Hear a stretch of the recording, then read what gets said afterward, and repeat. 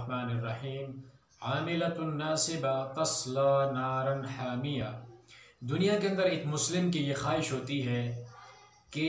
مجھے دنیا بھی اچھی مل جائے اور آخرت بھی میری اچھی ہو جائے، اور یہ خواہش ہونی بھی چاہیے، اس لیے کہ رب العالمین کے قرآن نے ہمیں یہی دعا سکھلائی ہے، ربنا آتنا فی الدنیا حسنۃ وفی الآخرۃ حسنۃ وقنا عذاب النار، کہ رب ہمیں دنیا بھی اچھی عطا کر دے اور آخرت بھی اچھی عطا کر دے۔ اب دنیا کی اچھائی یہ ہے کہ انسان دنیا کے اندر امن چاہتا ہے، سکون چاہتا ہے، ہر زندگی کے ہر معاملے کے اندر وہ برکت کا خواہش مند ہوتا ہے کہ میرے گھر میں برکت ہو، روزی رزق میں برکت ہو، میری زندگی کے اندر، میری جوانی کے اندر جو بھی نعمتیں ہیں ہر نعمت کے اندر برکت نازل ہو جائے، یہ ہر انسان کی، ہر مسلمان کی خواہش ہوتی ہے۔ تو کچھ ایسے اعمال ہیں یا ایسے گناہ ہیں جن گناہوں کی وجہ سے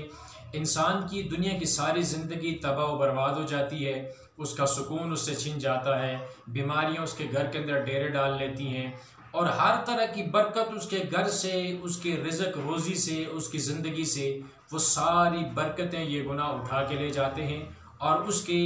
برکت کی بجائے گھر کے اندر مصیبتیں، پریشانیاں اور دکھ ڈیرے ڈال لیتے ہیں۔ اب وہ کون سے گناہ ہیں جن کو اللہ کے رسول صلی اللہ علیہ وسلم نے موبقات کا نام دیا ہے؟ حدیث صحیح بخاری اور مسلم کے اندر موجود ہے۔ صحیح البخاری کی 2766 نمبر حدیث ہے، اور ابو ہریرہ اس حدیث کے راوی ہیں۔ رسول اللہ صلی اللہ علیہ وسلم سے روایت کرتے ہیں کہ آپ علیہ الصلوۃ والسلام نے ارشاد فرمایا، اجتنبوا السبع الموبقات، کہ 7 قسم کے ہلاک کر دینے والے گناہوں سے اپنے آپ کو بچا لو۔ رسول اللہ صلی اللہ علیہ وسلم سے سوال کیا گیا کہ آقا وہ کون سے 7 گناہ ہیں جو ہلاک کر دینے والے ہیں؟ تو آپ علیہ الصلوۃ والسلام نے فرمایا، الشرک باللہ، سب سے پہلا گناہ شرک ہے۔ اب شرک کیا چیز ہے؟ کہ رب العالمین کی ذات کے اندر اور رب العالمین کی صفات کے اندر کسی اور کو شریک کر دینا۔ جو کام اللہ کر سکتا ہے، انسان یہ یقین کرے کہ اللہ کے علاوہ کوئی اور بھی ایسے کام کر سکتا ہے۔ مثال کے طور پر اولاد دینا، یہ صرف اللہ رب العالمین کا کام ہے۔ رب العالمین نے قرآن پاک کے اندر ارشاد فرمایا، للہ ملک السماوات والارض یخلق ما یشاء یہب لمن یشاء اناثا ویہب لمن یشاء الذکور او یزوجہم ذکرانا واناثا ویجعل من یشاء عقیما، کہ یہ جو زمین و آسمان کی بادشاہی ہے وہ میرے اللہ کی ہے،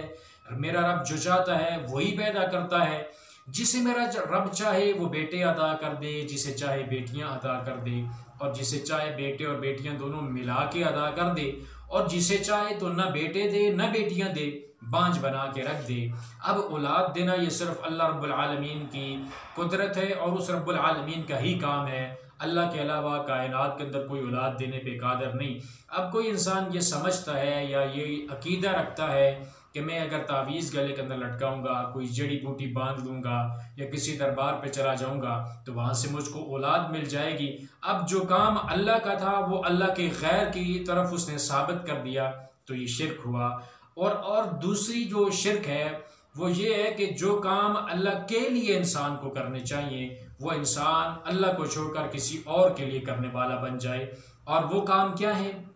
جیسے مثال لے لیجئے، سجدہ ایک عبادت ہے، اللہ تعالیٰ کے سامنے سجدہ کرنا چاہیے، اللہ کے علاوہ کسی اور کے لیے اسلام نے سجدہ کرنا جو ہے وہ جائز قرار نہیں دیا، بلکہ کسی اور کے لیے سجدہ کرنا حرام ہے۔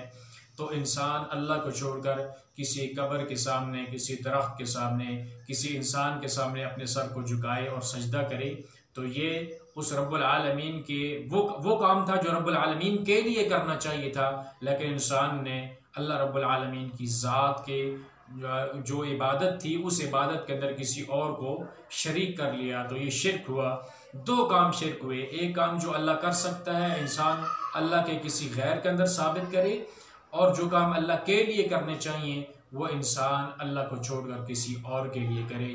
یہ جو توحید کی دعوت ہے، یہ جتنے بھی دنیا کے اندر مذاہب پائے جاتے ہیں ہر مذہب کی جو مذہبی کتاب ہے اس کتاب کے اندر یہی پیغام ہے رب العالمین کی طرف سے کہ ایک اللہ رب العالمین کی عبادت کی جائے اور اس رب العالمین کے ساتھ کسی کو شریک نہ کیا جائے۔ یہ جہاں تک دنیا کے مذاہب کی مذہبی کتابوں کا تعلق ہے تو ہر کتاب کے اندر یہ بات موجود ہے۔ اب مذاہب کے ماننے والوں نے مذہب کے اندر بگاڑ ہر جگہ پہ پیدا کیا ہوا ہے۔ اسلام کے ماننے والے بھی بعض ایسے ہیں جو سیدھی راہ ہے اس سے ہٹ کر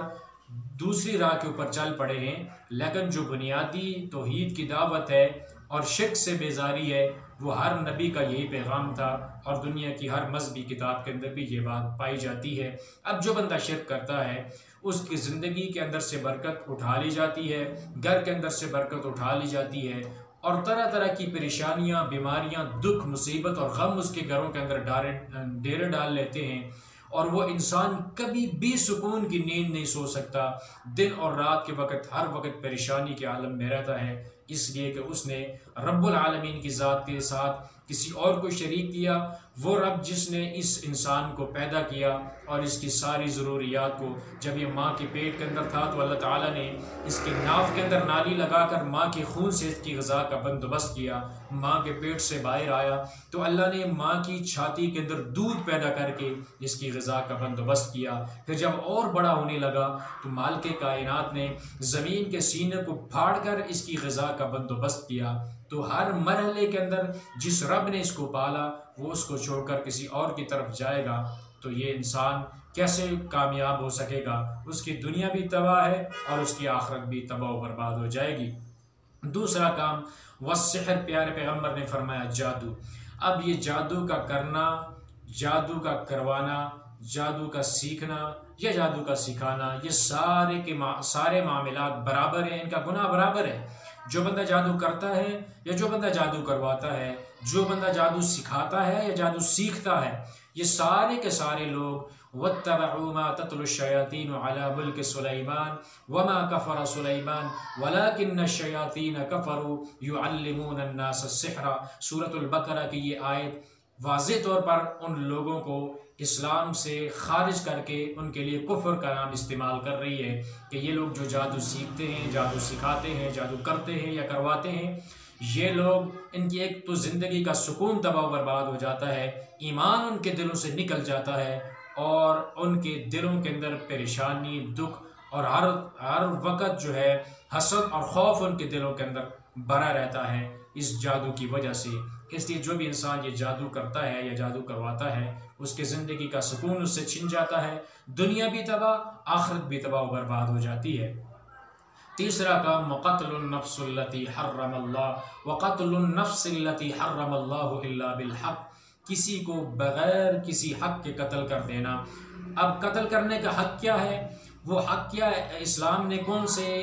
مواقع پہ قتل کرنے کا حکم دیا ہے؟ من بدل دینا فاقتلوا، جو انسان اسلام کو چھوڑ کر مرتد ہو جائے اس کو قتل کیا جائے گا، لیکن قتل اس کو کرے گا حاکم وقت قتل کرے گا، قانون نافذ کرنے والے ادارے کریں گے۔ ہر بندے کا یہ اختیار، ہر بندے کے اختیار کے اندر یہ بات شامل نہیں ہے۔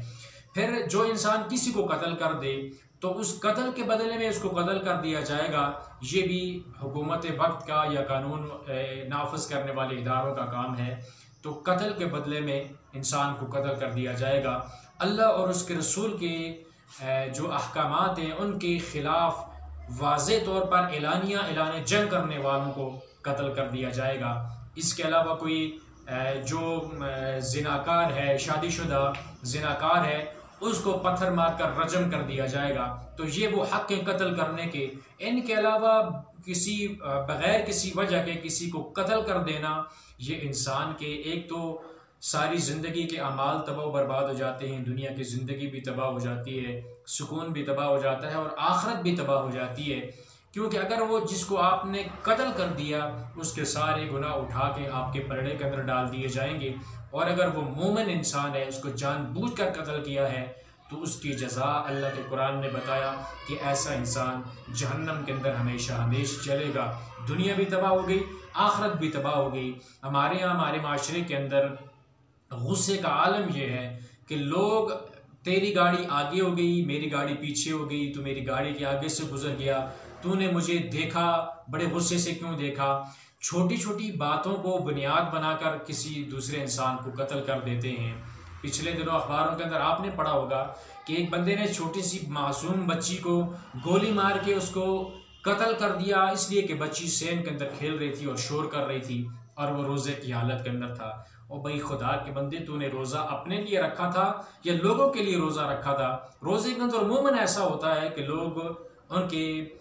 منہ کے اوپر ہر وقت 12 بجے رہتے ہیں کہ کوئی بندہ مجھ سے بات نہ کرے۔ بھائی میں نے روزہ رکھا ہوا ہے۔ روزہ تو نے کس لیے رکھا ہوا ہے؟ روزہ اگر اللہ کے لیے رکھا ہے تو روزہ صبر کرنا سکھلاتا ہے، گناہوں سے بچاتا ہے، لعلکم تتقون، تاکہ تم پرہیزگار بن جاؤ، ہر طرح کا جو گناہ ہے اسے چھوڑ دو۔ یہ کون سا روزہ ہے جو آپ کو کسی کو قتل کرنے پہ آمادہ کرتا ہے؟ یہ کون سا دین ہے کہ آپ کا غصہ آپ اگلے بندے کی جان لے لیتا ہے بغیر کسی وجہ کے؟ اب گاڑی تھوڑے 1-2 منٹ آگے چلی گئی یا گاڑی پیچھے ہو گئی یا کسی گاڑی کے ساتھ ٹکر ہو گئی یا کوئی بندہ آپ کی گاڑی کے آگے سے گزر گیا یا اس نے آپ کی گاڑی کو ہاتھ لگا لیا یا اس نے غلطی سے، کوئی غریب بندہ تھا اس نے ہاتھ ملا لیا، تو یہ کیا ایسی کوئی غلطی ہے جس غلطی کے اوپر قتل کیا جانا چاہیے؟ تو یہ چھوٹی چھوٹی باتوں کے اوپر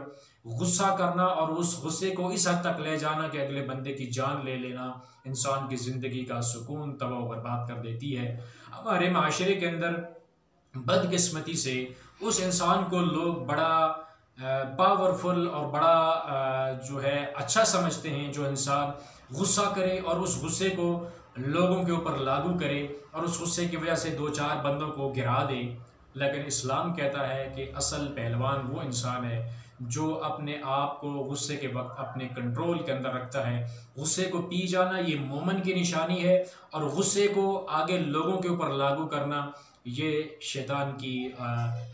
کا ایک ورغلانا ہے۔ انسان کو یہ شیطان ورغلا کے اس حد تک لے جاتا ہے کہ اگلے بندے کو انسان قتل کر دے بغیر کسی وجہ کے، اس کے گناہ اپنے پلڑے میں ڈال کر انسان ہمیشہ جہنم کا بالن بن جاتا ہے۔ تو اس لیے اپنے غصے کو کنٹرول کیجئے، محبتوں کو بکھیریے، نفرتیں دنیا کے اندر نہ پھیلائیے، بلکہ مسلمانوں کے لیے اپنے دل کے اندر نرم گوشہ رکھیے۔ آج ہم مسلمانوں کے لیے بڑے سخت ہو چکے ہیں اور کافروں کے لیے بڑے نرم ہوتے جا رہے ہیں، حالانکہ یہ رویہ جو اسلام نے، قرآن نے مومنوں کا بتایا ہے، اشداء علی الکفار رحماء بینہم، مومن کا شیوہ یہ ہوتا ہے کہ وہ کافروں کے اوپر سخت ہوتا ہے لیکن مومنوں کے لیے وہ بڑا نرم ہوتا ہے۔ تو یہ قتل کرنا بغیر کسی وجہ کے، یہ انسان کی زندگی کا سکون، برکت، ہر چیز انسان کی دنیا بھی تباہ ہے، آخرت بھی تباہ ہو جائے گی۔ وَأَكْلُ الرِّبَا، اور سود کا کھانا۔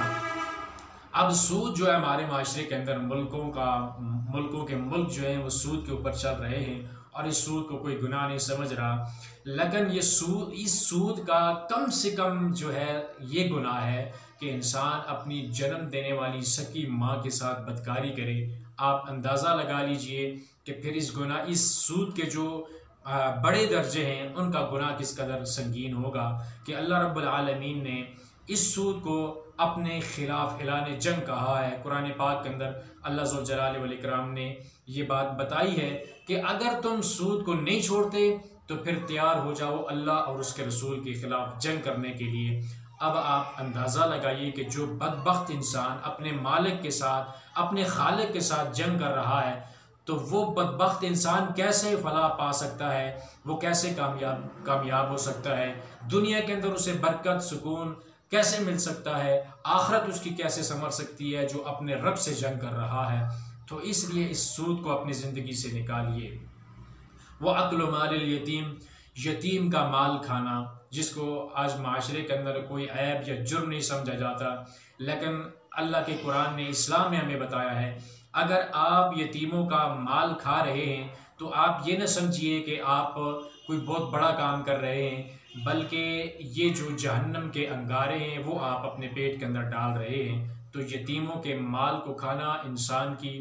دنیا کی زندگی بھی تباہ کرتا ہے، آخرت بھی اس کی تباہ ہو جاتی ہے۔ اس لیے یتیموں کا خاص کر خیال کرنا چاہیے کہ ان کے مال کی حفاظت کرنی چاہیے، نہ کہ ان کے مال کو ہڑپ کیا جائے، کہ ان کے مال کو ہڑپ کرنا یہ موبقات ہیں، انسان کی زندگی تباہ و برباد ہو جاتی ہے، آخرت بھی تباہ و برباد ہو جاتی ہے۔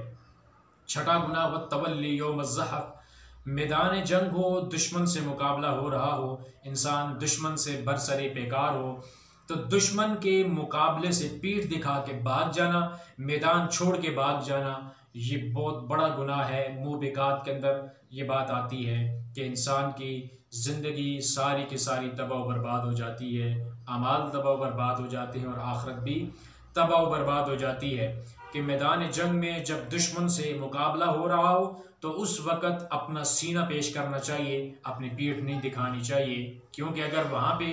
موت تو ویسے بھی آنی ہے، لیکن میدان مقتل میں موت آ گئی تو آگے جو اللہ رب العالمین نے شہداء کے لیے جو درجات جنت کے اندر تیار کر کے رکھے ہوئے ہیں، ان کی کوئی بھی قیمت اس دنیا کے اندر ادا نہیں کر سکتا، تو وہ بہت بڑا رتبہ اور بلند مقام ہے۔ تو اس میدان جنگ سے بھاگنا یہ بھی موبقات کے اندر شامل ہے۔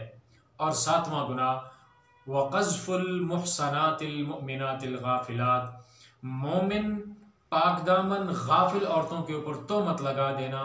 یہ موبقات ہے، انسان کی زندگی کے سارے اعمال کو تباہ و برباد کر دیتی ہے یہ بات۔ اب یہ ہوتا ہمارے معاشرے کے اندر عموماً کب ہوتا ہے؟ جب کسی بچی کا رشتہ آیا ہو ہمارے پڑوس کے اندر، ہمارے رشتہ داروں کے اندر، ہمیں پتہ ہو کہ اس بچی کا رشتہ آیا ہے، تو جو رشتہ لے کر آتا ہے تو اس کے پاس عموماً اس کے اندر مرد بھی ملوث ہیں، لیکن عورتیں اس کے اندر زیادہ ملوث ہوتی ہیں۔ وہ جا کے اس کو کہتی ہیں کہ یہ اپنے بیٹے کے لیے جس بیٹی کا آپ رشتہ مانگ رہے ہو، تو یہ ایسی لڑکی ہے جس کے 8-10 لڑکوں کے ساتھ تعلقات ہیں، یہ ایسی لڑکی ہے، ویسی ہے، بڑی خراب لڑکی ہے۔ اگرچہ اس لڑکی نے ساری زندگی پردے کے اندر گزاری ہو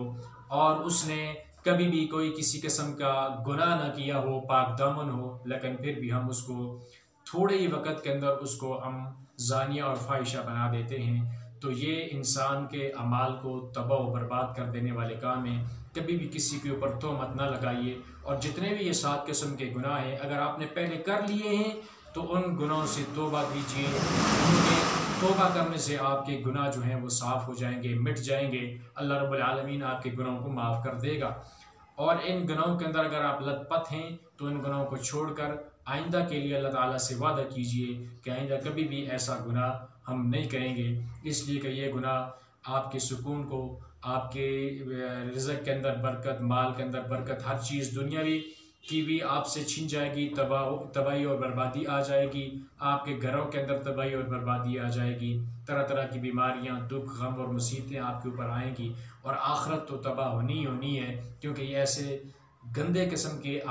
جو ہے گناہ ہیں جو انسان کی ساری زندگی کے اوپر اثر ڈالتے ہیں۔ تو اللہ تعالی ہمیں ان گناہوں سے بچنے کی توفیق عطا فرمائے کہ یہ گناہ باقی نیکیوں کو بالکل مٹا کے رکھ دیتے ہیں۔ اللہ تعالیٰ ہمیں ان سے محفوظ فرمائے، اور جو کچھ بھی ہم نیکی کے کام کرتے ہیں اللہ تعالیٰ ان اعمال کو اپنے دربار کے اندر قبول و منظور فرمائے۔